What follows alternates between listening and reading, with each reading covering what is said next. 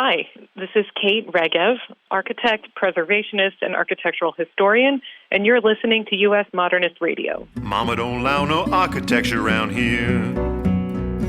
Mama don't allow no architecture around here. Oh, I don't care what Mama don't allow, gonna draw mine modern anyhow. Mama don't allow no architecture around here. Welcome to U.S. Modernist Radio, where we talk and laugh with people who enjoy, own, create, dream about, preserve, love, and hate modernist architecture, the most exciting and controversial buildings in the world. Fans of modernism, among other passions, like nothing better than to hang colorful graphic art in their houses, no matter whether they're living in a colonial revival, an Italianate villa, a mobile home, or a magnificently appointed John Lautner hotel room. Today, we welcome two internationally known artists whose work focuses on mid-century identity, houses, cars, stores, and the relaxed, sunny lifestyle to which George has got me so accustomed. They are Danny Heller from Desert Hot Springs, California, and John Pirman from Sarasota, Florida. Danny and John create bright and uplifting paintings and prints that make you smile. We'd show you, but it's a podcast, so this might be a good time for you to Google our guests. With that, here's the Unofficial Guinness World Record holder for reading architecture magazines. I didn't know there was one. Mr. Modernism, George Smart. Hi, folks. Yes, indeed. I'm the Unofficial Guinness World Record holder for reading architecture magazines. I have read thousands of them, but it's unofficial because there's no record keeping at all for this important accomplishment. Also, Guinness has absolutely no interest in creating such a category. Zero interest. At U.S. Modernist, we have a not-so-secret stash of magazines, which is at 2.8 million pages and growing. A rabbit hole with a giant bunny that's going to consume every waking minute once you find it. Sure, you'll go down that rabbit hole innocently with the intention just to see one or two issues. You can handle it, right? 3 hours later, you'll wake up in a trance, having explored dozens, maybe hundreds of modernist buildings as they were originally reported in America's design publications. This is the U.S. Modernist Library, and it's free, and you can get there via usmodernist.org/library. Warning, it's highly addictive, and we're working on a 12-step recovery program right now. Hi, I'm Tom, and I'm a modernist. Hi, Tom. Hi, Tom. Hi, Tom. Tom will be glad to sponsor anyone, and he's certified to administer a high rescue dose of Greco-Roman monuments. Meanwhile, support for U.S. Modernist Radio comes from modernist realtor Angela Roll and Nichiha.com/US Modernist.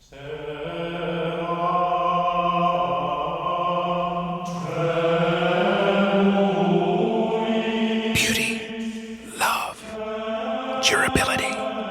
Designed to last for years to come, bringing you peace and tranquility. You feel relaxed, knowing your house can easily achieve any exterior look and any color.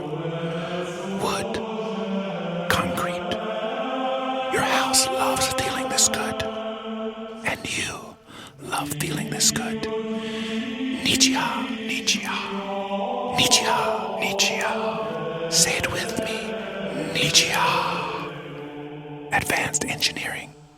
Nichiha. Nichiha. Durability. Textures. Finishes. And colors. Visit Nichiha.com/US Modernist. Nichiha. Nichiha. Nichiha. That's N.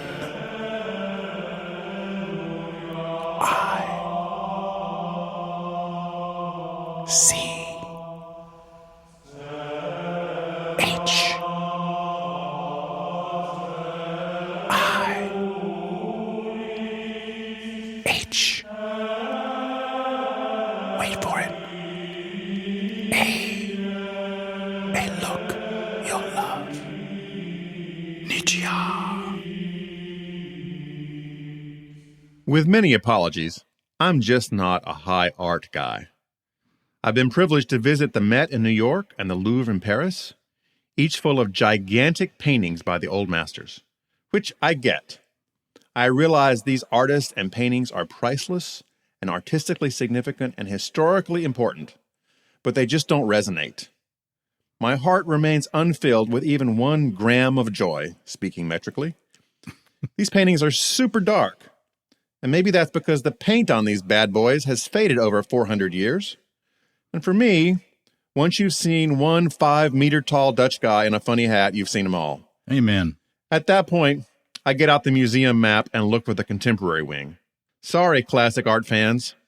One person's Rembrandt is another dog's playing poker. Woof! And I say that knowing that many people don't like modernism either, which is perfectly okay. So what kind of art makes me happy? What images evoke leaders of joy? I'm very metric today. Similar to visiting a Bjarke Ingels building. I'm thrilled to have 2 artists on today, Danny Heller and John Pirman, whose colorful, engaging paintings of mid-century architecture and lifestyle bring kilograms of joy to the world through their showings in galleries and thousands of homes. Like us, they are contributing to the documentation of modernism, which as the years go by is more and more endangered. Danny Heller studied at the College of Creative Studies at UC Santa Barbara under landscape painter Hank Pitcher, and his art studio in Desert Hot Springs, California, concentrates on chronicling modern American imagery, specifically the architecture, design, and car culture found throughout America. He's my second favorite person in Desert Hot Springs, and he's married to the first, Tracy Beckman, who will be on our show in a few weeks. They both have a thing for Disneyland, which we'll find more about, and he's an active preservationist for modernism in the Coachella Valley. Welcome, Danny. Thank you so much, George. I appreciate you having me on. Former shirt model John Pirman, yes, John, we found the photos, graduated from Kent State in graphic design and studied with the great Paul Rand in Switzerland. For years, he was a freelance illustrator in New York, creating compelling editorial art for Fortune, Vogue, Wallpaper, Fast Company, New York Magazine, and even the data-rich Consumer Reports, which you should never buy a blender without consulting. He created TV ads promoting Mary Tyler Moore, I Love Lucy, The Dick Van Dyke Show, and others for Nick at Night, as well as all the mugs, dishes, clocks, neckties, and scarves that go along with it. Welcome, John. Hi, George. Thanks for having me. So, John, before we start talking about art, tell me about your ceramics collection. I understand it's pretty impressive. Oh, how did you find out about that? We have a very talented research staff, John, and they dig into everything. Oh, boy, you've been researching, that's for sure. Yes, I'm a collector of all kinds of things, and I have a few types of ceramics I really, really like. My favorites are early Clarice cliffs from the 1920s and 30s. It's British pottery. It's Art Deco from a recognized female designer, and she was way ahead of her time. And what's it called? Clarice Cliff. Oh, okay. I began in New York City collecting it, and then I'm still pretty obsessed with it. And I'm continuing collecting today. The second collection I have of pottery is a mid-90s, and I call it defines the end of the 20th century in decorative arts. It's hand-thrown early Jonathan Adler pieces that are hand-decorated and painted. I've been collecting since I lived in New York City. My agent, her office was near his studio, and I would actually go there, and I would go to studio sales, and so many of the pieces I bought directly from Jonathan Adler. And they're pretty hard to come by now because it was before. Then he went mainstream with his business. So, and then I also love mid-century pottery in general, Italian, Batassi, and Raymore, and those kind of things as well. John, are these pieces pottery that you put a plant in or things you sip tea out of? Which genre are we talking about? Either of the above. They're decorative. Purely decorative. Okay. And then also in my home, I eat off of vintage plates, Tahiti by Continental Kilns. There are hand-painted palm trees on plates. I mean, there's pottery everywhere that I use, but it's not important pottery. Have you ever been to the Ceramics Museum in Toronto? I have not, but it sounds interesting. It's really pretty cool. I went there once with my wife years ago. The ceramic, I guess it was a clay attaché case that looked just like a leather attaché case, except it was all clay and paint. That's just one of like hundreds of things. It was really cool. I bet. But not to veer off the subject, but Memphis, there's a beautiful Memphis pottery that's resurging in the auction market that I'm pretty fascinated with. But I do not own a piece, but because I lived through that era of the early 80s when Memphis design came out in home decor and in ceramics, and I see a lot of it now in auctions, and I really, really like that. So, How many pieces do you have so far, John? Have you reached the 10,000 mark yet? oh, I haven't counted. Maybe 30 pieces of Clary's Cliff, and Jonathan Adler's maybe 50. Okay. That hand-thrown, hand-painted Jonathan Adler's. And he started doing it in the 1990s, and he then hooked up with Simon Doonan at Barney's, and Barney's put him on the map in New York City to then go mainstream. Danny, tell us about you. How did the pride of Northridge, California, discover art? Well, I actually still want to hear more about the Jonathan Adler sculpture. What pieces do you have, Danny?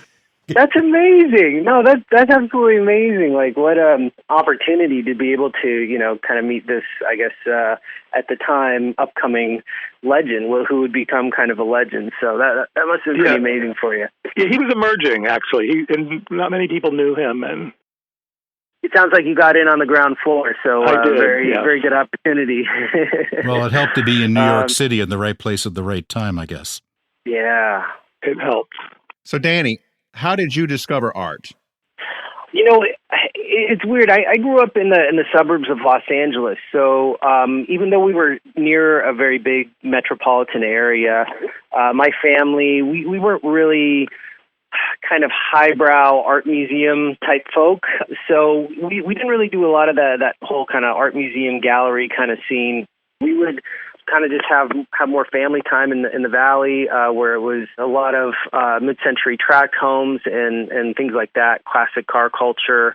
You'd have the car meetups at Bob's Big Boy. That was about as cultural as we got. So for me, my exposure to art kind of came through media, such as comic books and animation and movies. So from a young age, I was always drawn to animation, no pun intended, and trying to recreate a lot of the characters I would see, and then kind of becoming more tuned to color and the colorization of animation. And now that I think about it specifically, looking back on the old Looney Tunes cartoons, those were done in the 50s and 60s, and a lot of those backgrounds were very mid-century, very minimalized, really good color theory, something that actually could have just been isolated alone and put up in a gallery somewhere. They were that kind of like groundbreaking. So that was my exposure to art, and then it kind of just developed from there. I remember seeing a mid-century home in one of those Bugs Bunny cartoons that was What's Opera? It was an opera singer practicing in his home. And it was a modernist home, and I don't remember the name of the episode of the cartoon. That one, I think, honestly, there was a famous Bugs Bunny opera episode with Elmer Fudd. Maybe that's the one you're talking about? That's probably What's Opera, Doc. But the one I'm thinking about, there was an L.A. home that was very, flat, minimal, almost Mies van der Rohe looking, with some funny old man in there. Yeah, if you go back and kind of look at those episodes again with current eyes, I think you'll pick apart a lot of the great mid-century artistic influences that were there. I love that. And both of you must be fans right now of the Incredibles movies, which is all mid-century modern behind the scenes. Yeah, exactly. For the sequel, I heard they actually came down to my area here in Palm Springs and spent time doing extensive research. Yeah, both movies have this whole cultural mid-century vibe. The architecture, the clothing that people are wearing is like straight out of about 1958. And the first movie came out, I think, 10 or 15 years ago, and the second one was a year or two ago. So you can pick them up on any streaming service. It really does reflect a wonderful appreciation for the genre. And I wanted to ask you, John, Danny talked about comic books, but you came along in a different kind of publication. I understand that your first big break was in Highlights magazine. Oh, yes, it was. Highlights for children? It was, yeah. Yes. I was 8 years old, and I drew this Thanksgiving dinner that was very geometric because the tabletop was sort of in somewhat perspective in 3D. I tried to get 3D going. But what it did was, in my class, which was fairly large of 350 kids, it got me a lot of attention, and it was passed around, and I became the class artist and had to do everything behind the scenes, and like for a glee club, and I had to do yearbook covers and bulletin boards, and it really got me going in the second grade. So that was a huge factor. But what I want to get, George, I want to go back to those ceramics. And I mentioned my collections, but I didn't mention why I collected them. And the thing is that the Clarice Cliff pottery and the Jonathan Adler pottery are all very geometric. And I was always very fascinated with geometry as a kid. And therefore, that was is why I'm attracted to this pottery and Jonathan Adler's, because his early pieces were all just stripes and circles and squares and on these very fluid shapes.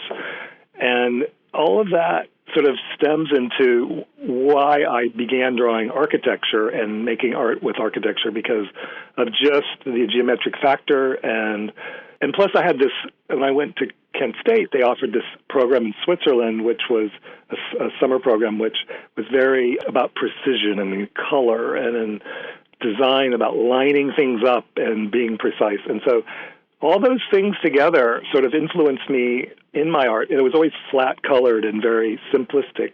And I worked early on with cut paper. For 15 years professionally in New York City as a freelance illustrator, I used cut paper, which was very labor-intensive. And by the time the 90s came, the art directors used to just tell me, your art would transfer beautifully into using an Adobe Illustrator program on the computer. And, of course, I was scared to death, and I thought, I'm never going to do that. And sure enough, I got a contract with Nickelodeon at Viacom, and we were doing everything by hand with even paper cutouts and doing stop animation with cameras from above for these 10-second promos for these shows like Mary Tyler Moore and I Love Lucy. And after a couple of years, we went on the computer, and I was taught the very basics there. And so, therefore, I think I was just at Nickelodeon for 2 years and then went off again as a freelancer and started my digital illustration, which made me more competitive with the other artists out there working, because all the magazines were now on computers, and I could do revisions really fast, and art directors love that. And so all that sort of built, and then afterwards I hooked up with a great agent that was international, and I was doing work from the UK for British Vogue, Arena, and many fragrance companies, and all kinds of magazines. And it was a good time. Once I went digital, I was working very fast, very round the clock. What a great break, though, to get it in second grade with Highlights magazine. That was one of my favorite magazines. My favorite section of Highlights was the Goofus and Gallant section. Oh, because you may remember that Goofus always did the most stupid things, and Gallant did the reasonable thing. And which one were you? Well, there should have been a mid-century modern version, like Goofus orders 5 Thomas Kincaid paintings for his treehouse. Gallant hires Paul Rudolph and gets a grant from the Getty. Oh my God. That's how it should go. That's my version. Yep. There was also a Things to Do page in the back, which was my favorite, where you'd make things out of egg cartons or, with pipe cleaners. Right. And, yeah. Danny, you and John are both in the genre of photorealism, which is what exactly? Tell us, our listeners, what that is all about. Well, for me, it's approaching my art to reflect the lighting and the values of photographs. So basically trying to make it look as photographically real as possible. And some would argue, well, a photo isn't real. A photo is still a flattening of reality. And sometimes what you feel is more realistic than what you see. And so that's kind of the argument behind a lot of, abstract expressionism. So, who's to say what's real and what's not? So we title it photorealism to denote, what you visually see in a photograph and comparing it to that. So that's kind of been my approach to art because I like the idea of the viewer being able to recognize something, and hopefully what I do builds an appreciation for that something. So I try to portray it as realistically as possible. How did you decide on modernism as a focus, Danny? I mean, you could have chosen any subject matter for your work.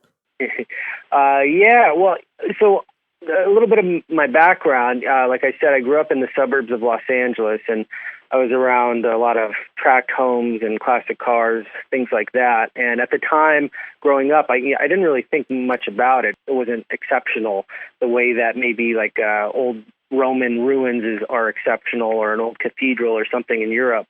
But after I came back from college and was kind of cruising around the valley a bit more, I started picking up on just kind of how quirky it was, looking at things in pop culture, like the Brady Bunch house, or watching Edward Scissorhands and seeing how they portray the suburbs. And it's very quirky, and it's very kind of cute and safe and very mid-century. And I started picking up on that around me, and I thought, I could actually portray that a lot of this kind of quirky mid-century tract homes are still around. And, they're going strong in the valley. And doing more research, I realized that the San Fernando Valley is kind of where that concept originated. So that was exceptional. One of my painting teachers always told me, paint what you know. So that was what I knew. That was what I grew up around. So from then on, I started kind of painting that. I needed subject matter. I was kind of almost creatively empty at the time. I wasn't really sure where I was going or what I was going to do, but I figured, hey, let's keep on painting, and again, paint what you know. So I would paint the tract homes in the suburbs, and then I started entering them into gallery art shows just kind of on a whim. And I got picked up at kind of a famous LA gallery, the La Luz de Jesus Gallery, and they would show a lot of kind of underground art, comic or illustrative-based artwork, but they were a very big gallery nonetheless. And my suburban paintings ended up doing pretty well there, and I think that was what kind of gave me the confidence to keep going forward. And eventually the kind of humdrum suburbs turned into more of the high-designed mid-century suburbs like the Eichler tracts and Gregory Ain and things like that. And it just kind of snowballed from there. John, how did you decide to focus on modernism? Well, first, can I ask Danny a question? Yeah. Danny, I was wondering, you have so many great variations of homes and places, and I'm curious do you know the owners of these homes, or how do you get in to see them, or to take photos, or to get reference? That's always kind of a question. Thank you. Yeah, so I work entirely from my own photos, and I kind of cruise around and take photos of neighborhoods and homes that I find exceptional.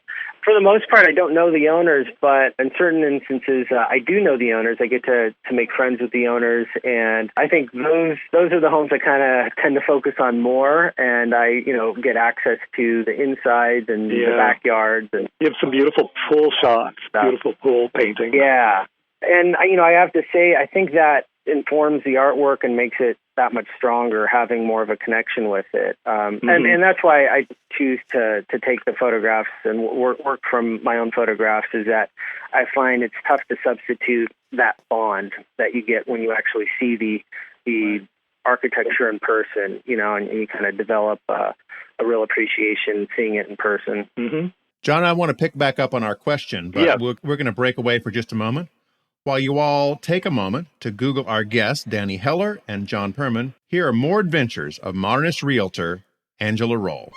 In our continuing world of make-believe, modernist realtor Angela Roll is being raised on a secluded modernist island in the Amazon, of course, populated only by immortal warrior women with impeccable taste.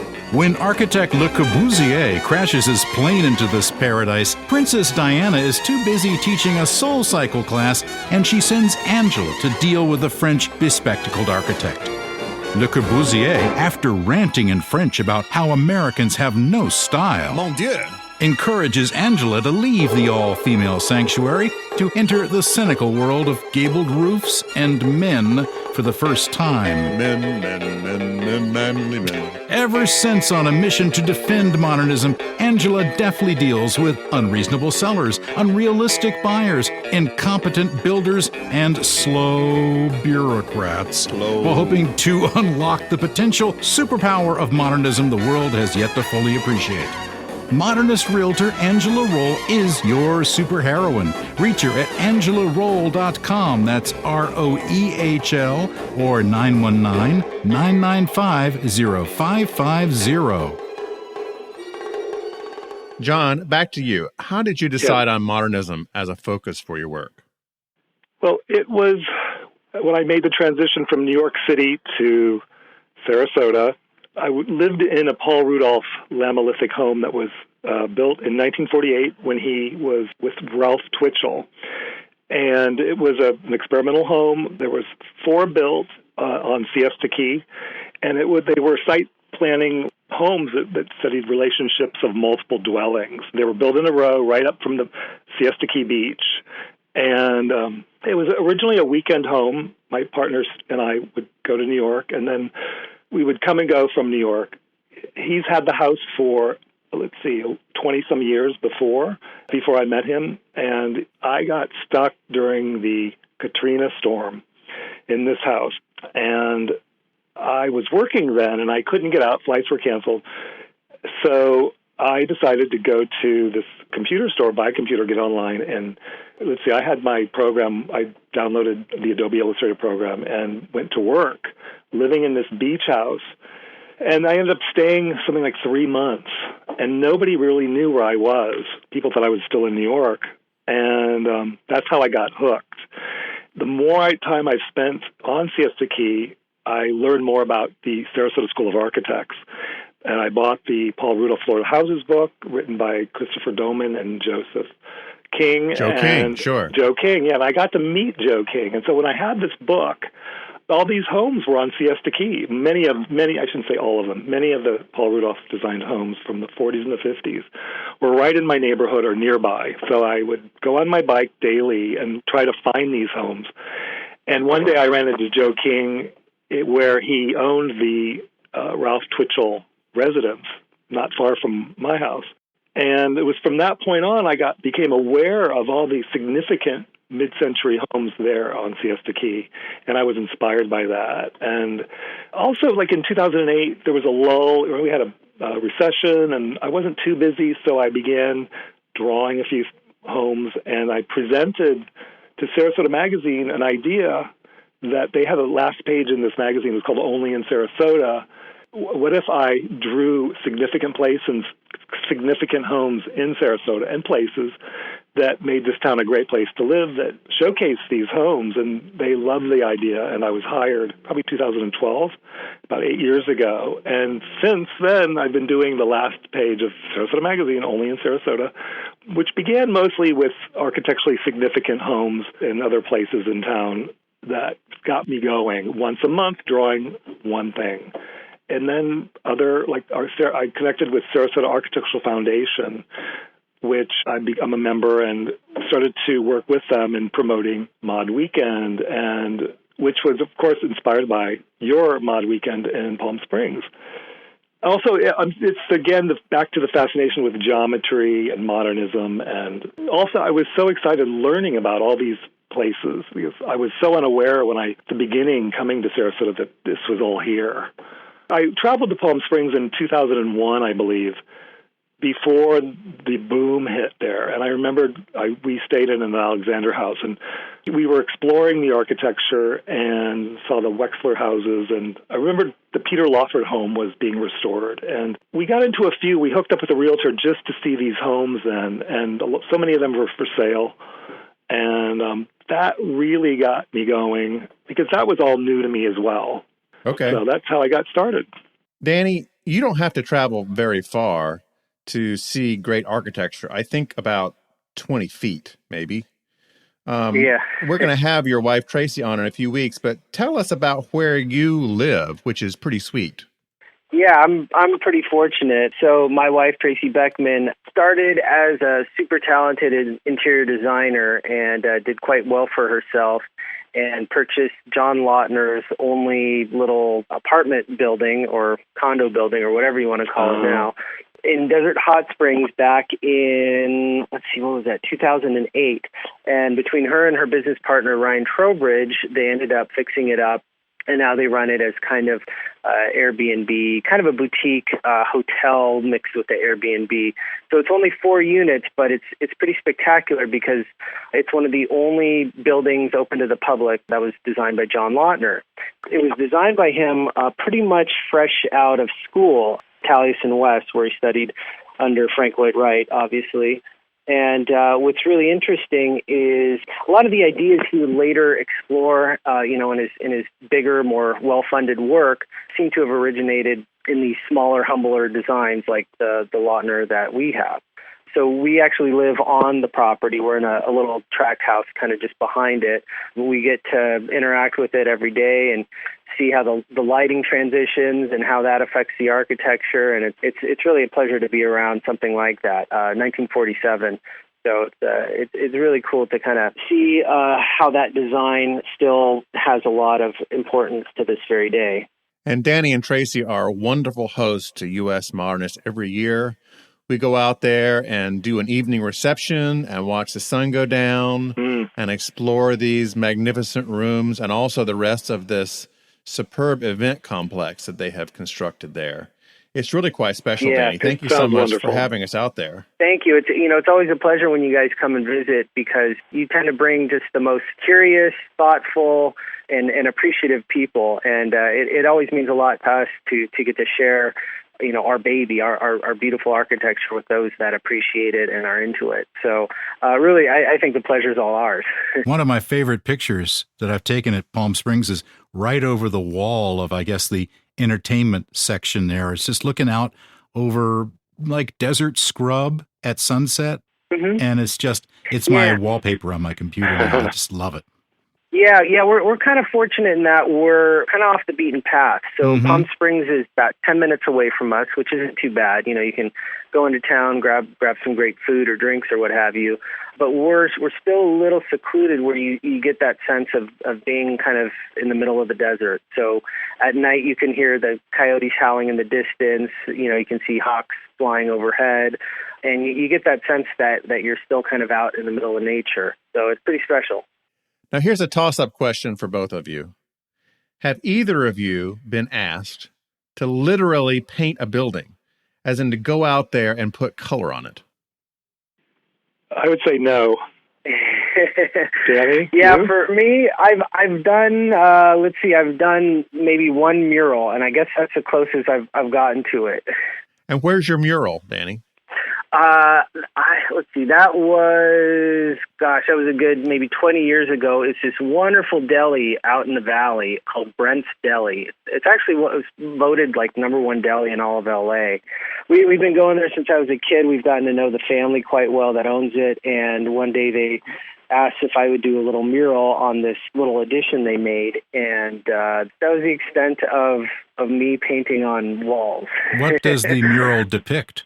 It actually depicts the front of the building, the front facade of the building, which is a little historic. It's from, I think, the 60s, late 60s, early 70s.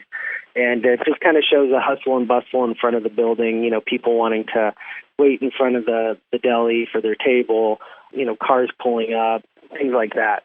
So it's an homage to the kind of original facade of the building. Now, Danny, we mentioned earlier that you and Tracy love Disneyland. How many times have you all been there to Anaheim? I don't think we have enough time in this podcast to recount all the time. Oh, my gosh. Well, a question I wanted to ask you is, I've been to Disneyland a bunch of times in California, and every time I go, I notice how much it's been remodeled and improved. Is there any mid-century original stuff still there to see? Oh yeah, definitely. But that is a good point, how they constantly are refreshing things and tweaking things and adding and taking things out. Walt Disney said that Disneyland will never be finished. It's a continual work in progress. But I think a lot of the old school fans don't like that. and to some degree, I don't like that either. But yeah, you can find the original Small World from the 60s is still there. Between Mary Blair and Raleigh Crump, they made this wonderful mid-century facade, and it's marvelous. Every time we go there, it's like a time capsule.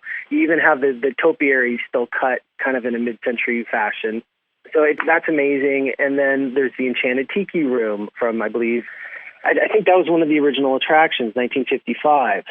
And then, parts of Main Street, which aren't necessarily mid-century, but they are definitely from the 1955 era when it first opened up. And you can still find bits and pieces of the mid-century qualities in Tomorrowland also. But that's been a little, for lack of a better word, bastardized over the years.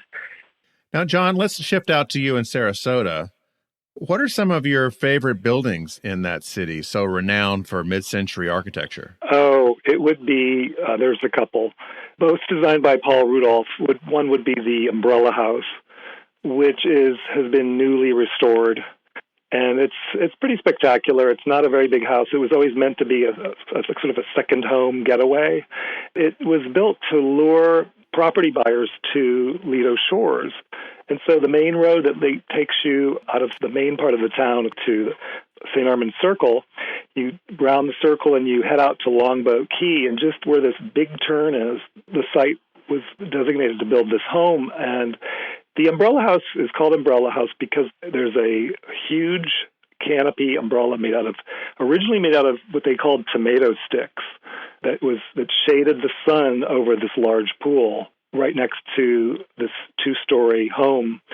And through the years, the umbrella had blown off from a hurricane and was never really put back until a few years ago. And when it was rebuilt, it was done in aluminum, which they changed the material, which made it sturdier. But Paul Rudolph was known for using off-the-shelf, inexpensive materials at the time, which kept his designs pretty pure and basic. So it's a good one to Google and to see. And there's tours here of Sarasota Architectural Foundation and probably the Center for Architecture Sarasota offer tours that you can go to see that home, and on their websites would have that information.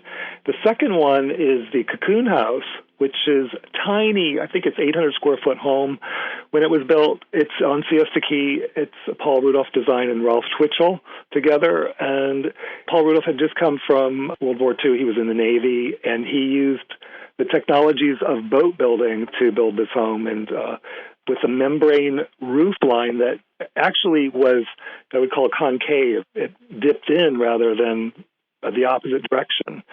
And it sat on Bayou Louise, which was right next to the Gulf. And it was on this bayou that then led to the Gulf, and it was very, very dreamy. That has just been restored as well and is on tours right now, and a good one to Google, and it's a beauty. And both homes showed real innovation and new design ideas, and actually that's why I like both of them. I drew both of them, too. Danny, are there any buildings in the Palm Springs area on your to-paint list, things you haven't gotten to yet? Yeah, it seems like every time I go for a drive or a bike ride, I see half a dozen more great homes that should be paintings. But in all honesty, I've been dying to get to the John Lautner Elrod House or the Neutra Kaufman Estate, both homes that are notorious for being closed off to the public. So those would be amazing to get some access to at some point, and to just kind of sit and study and be around that architecture and then try to capture it in some way. Yeah, I think you have to get a helicopter and then, come down the ropes in the middle of the night and rappel. Exactly. Yeah, exactly. It's a whole action adventure series that we could do on this. I have a tip for you, Danny. Actually, once I hired a drone to take pictures of a home that a friend had asked me to draw. And what was interesting about this, maybe there's laws, maybe you can't do that at Bulb Springs, but I hired a drone and went to Lido Shores and got it up there. We were taking pictures of all these beautiful mid-century homes. And to draw from a perspective of a drone, it was really, really interesting, and it was a challenge, and I really enjoyed doing it. But the house was V-shaped, and it was on a corner. So the most interesting factor of this house, it was a mid-century home, was the shape of it. It was just like an airline taking off, but in the inside of the V, there was a triangular pool, which you really couldn't see. You could see it from above. Wow, that sounds like the perfect perspective to get more of that kind of aerial shot. Yeah. Yeah, a friend gifted me a drone a couple weeks back, so I think maybe I'll look into the local laws, see if I can get away with something like that. Yeah, but it's an eye opener. Now, have the two of you ever met? No. No. I would love to, though. I don't know if you'll ever be out here for Modernism Week or anything. I know it's on my list to do, and I really want to come. And also, you guys have to come to Mod Weekend as well. There's so many great things to see here. And George, you were at the first one, I believe, or the second, weren't you? I was in 2015 was the last one I came to in Sarasota. All right. Yeah, I'd love to get out. I've heard nothing but great things, especially all the wonderful Rudolph architecture and just kind of seeing the keys themselves. I think would be pretty fantastic. Yeah, it's a very pretty town, and what I'm discovering, and even just during the last few months and driving around, and I lived on Siesta for 5 years. I'm no longer in that house. I revisited Siesta Key because of the beach and going for long beach walks, and we visited our favorite Sarasota School of Architects homes to see, well, how are they looking today after not seeing them in 5 years? And they have been restored, and they've been lovingly restored. And there's beautiful Tim Sieberts, and he was part of the Sarasota School of Architects, that have been restored. And we just got out of the car and I took pictures and thought, yes, this is what we want to see happening here. And people really are aware now that these homes are architecturally significant, and they have been restored. And when I was living on Siesta Key, a couple of them were just in disrepair. They were just empty for years, and that's what happens. I mean, people die, and then the grandkids don't know what to do with them. But some are being torn down, but many, many more are being restored, and they survive. That's great. That's fantastic to hear that. That reminds me of when I first started painting. Like I said, I started with a lot of these Eichler tracks in LA and Orange County, and the difference between then and when I drive by those same tracks now, it's like night and day. There's so much more appreciation for the architecture. That's great to hear. Yeah, it just really kind of makes the heart sing. Mm-hmm. John, I want to ask you, I know you did some work for Bloomingdale's back in the day. I did. Were you the guy that came up with the big brown bag? I was not, but I did design a shopping bag. And I actually did advertising for them in the early 80s, like 83 and 84. And I designed one of their holiday Christmas bags, and also some New York Times advertisements and some other little brochures that actually, when you shopped in the store, that they were like available to pick up, like with the directory of the store. But what's interesting is I found out years later that my Bloomingdale's bag was accepted into the Smithsonian Cooper Hewitt collection in New York City. And it wasn't even announced, and nobody ever really told me until one day I was online and I saw my bag, and I did the Google search, and there it was documented and in their collection. But apparently, I believe they collected all of the shopping bags through the years of Bloomingdale's from who knows how long ago. Now, John, when you design a bag for Bloomingdale's, a holiday bag, is it only seen during that one holiday season? Yes, it is. It's there. It was 1984, I believe. It was a limited edition then. It was not limited because everybody got them. It was given away when you're Christmas shopping. And what was so great was I lived in New York City then, and I see people walking down the street, and everybody was carrying my bag. I love seeing that. Oh, it was inspired. It was very geometric. I did it with cut paper. And then they said, we have to make this, it's printing in 4 colors or something. And then I had to hand cut. Does anybody remember Ruby List film? It's what silk screeners and printmakers use to hand cut. So you have these precise, when you lay down color, it's in place. It wasn't done digitally. It was done by hand with overlays of like 5 layers. I had to then go back in and hand cut the Ruby List layers of where it would be inked on this gigantic rubber press. And so it was a very crude way of making the art for the printer. And it came out kind of, you look at the bag and it isn't precise like I would have liked it to be, but it wasn't done photographically. But that's character. Yeah. Back in the day. Now, I could talk with both of you all day, but we just have time for a few more quick questions. And Danny, I wanted to ask you, I don't know if you're aware, but something that you posted recently is getting a lot of traction, and that is your quarantine coloring book. Can you tell us about that? Yeah, I started doing kind of focusing more on drawings. I don't know, a couple years ago. as an alternative to the paintings, which always took much more time and a little more labor intensive. And I just started distilling the drawings lately into more of just basic line work versus shading them in. And when the COVID hit and everybody was being quarantined, the coloring books were kind of making a comeback, and I realized looking at these drawings that they would lend themselves well to coloring. And I saw that a couple other artists had been posting some line drawings for people to color, and I thought, oh, this could be a really cool thing. Let's send this out there. Let's kind of lift people's spirits up and give them an opportunity not only to color, but in a way, I think people, when they see my work, they get a little. It's a bit of a mental vacation for them, right? It's a bit escapist. So let's not only allow them to color, but let's allow them to escape for a little bit. So I posted a series of coloring pages, and they were a hit. People loved them, and they would color them and post them on social media. And for me, it was so cool just to see how they would color things in, the choices they would make. And then eventually the Palm Springs Art Museum picked up on that because I did a drawing of one of their museums. And so they reposted it and sent it out to their followers. And really, really great seeing that response and seeing people take something away from something that I created. Nice. Where can we see that, Danny? So if you go on my website, DannyHellerArt.com, under the news section, I've posted all the drawings there. So you can just simply click on them, save them to your computer or to your mobile device, and then you can color them either digitally or print them out and then color them. Mm-hmm. And it's really been spectacular to see what everybody's doing. You don't have to use that ruby red film or whatever that stuff was. Yeah. Or that's optional. Exactly. John, where can people reach you and see your work? Oh, I have a website, johnpirman.com, and my contact info is there. And there's a portfolio. Many of the Sarasota images are there, and other commercial work I've worked on. And along with a history of my exhibitions and where I've shown work recently. Also, they can go onto the Art Center Sarasota website, and there's a section Art Site that they can see my prints that are for sale. And that's artsarasota.com. Okay. John, Danny, thank you so much for joining us. It's a pleasure to have you both on at the same time. We love your work, and I hope to get you guys together sometime soon. I hope so, too.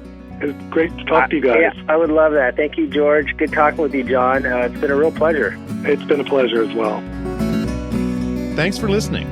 U.S. Modernist Radio is underwritten by Angela Roll, your special real estate agent for Modernist houses, and by Nichiha.com/US Modernist. Okay, Tom, wrap us up.